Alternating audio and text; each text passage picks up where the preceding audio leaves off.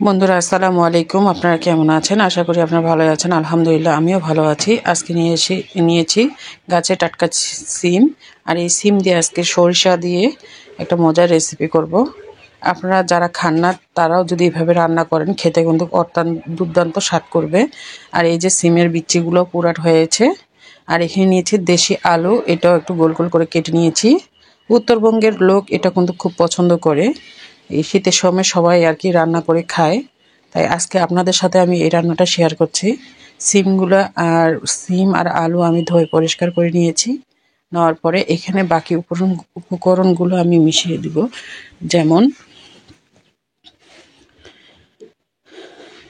এখানে দিচ্ছি কাঁচামরিচ বাটা, থেতো করে নিয়েছি, একবারে মিহি করে বেটে নিই। এটা কিন্তু আমি শিলপাটা বেটে নিয়েছি। আর দিয়েছি পেঁয়াজ বাটা, দিচ্ছি আদা রসুন বাটা,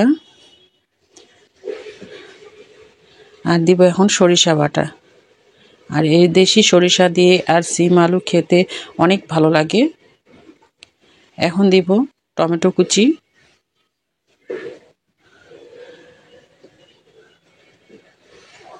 আর এখানে দিব এখন স্বাদ মতো লবণ, পরিমাণ মতো হলুদ, আর দিব কটা ধনিয়া পাতা কুচি দিব। আপনার চাইলে জিরা গুঁড়া ব্যবহার করতে পারেন। কোনো ধনিয়া পাতা দিলে এখন আমি জিরা গুঁড়া দিব না। আর দিচ্ছি তেল, সাদা তেল। আপনারা চাইলে সরিষার তেলও দিতে পারেন। তেলের পরিমাণটা কমিয়ে দিবেন, কারণ সরিষা থেকে অনেক তেল বের হয়। আর এখন দিচ্ছি ধনিয়া পাতা কুচি দিয়ে ভালো করে হাত দিয়ে কষলে একটু মেখে নিব। আর আমি আপনাদের সাথে শেয়ার করি সবসময় মাখানো তরকারি রান্না করার জন্য অনেকে ভাজাভাজি করতে অনেক সমস্যা হয়। আপনারা যদি এভাবে মাখে মুখে রান্না করেন খেতে কিন্তু ভালোই লাগে। আর এখন সব দিক দিয়ে এখন সমান করে দিয়ে পানি দিয়ে দিলাম। এখন আর পানি দিব না। এই সবজি থেকে যতটুকু পানি দিয়েছি আর সবজি থেকে যতটুকু বের হবে অতটুকু দিয়ে আমার এটা সিদ্ধ হয়ে যাবে। আর চুলার মধ্যে আগুন ধরিয়ে দিয়েছি। এখন কড়াইটা বসিয়ে দিব। এখন আমি পরিমাণে জাল দিয়ে দিচ্ছি। যতটুকু জাল লাগে ততটুকু দিচ্ছি। আর বেশি দিলে কিন্তু সরিষাটা যদি একটু লেগে যায় খেতে কিন্তু একটু ভালো লাগবে না। এখন একটু নেড়ে চেড়ে নিচ্ছি। আবার কিছুক্ষণের জন্য ঢাকা দিয়ে রেখে দিব। আর খুব সুন্দর একটা ঘ্রাণও বের হয়েছে।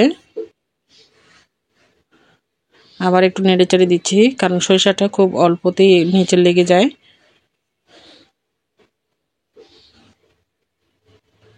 এই যে একবারে কমে এসেছে। এখন আমি পরিবেশন করে নেব বন্ধুরা। নিচে লেগে যেতে ধরেছে, এখন পরিবেশন করে নিতে হবে। এই যে আমি বাটির মধ্যে পরিবেশন করে নিয়েছি। এই তরকারিটা দেখতে যদি কালারটা একটু অন্যরকম লাগেও কিন্তু খেতে কিন্তু অনেক মজা লাগে। আপনারা খেয়ে দেখবেন কেমন হয়েছে, আমাদের কমেন্টের মাধ্যমে জানাবেন। আসসালামু আলাইকুম, ভালো থাকবেন সবাই।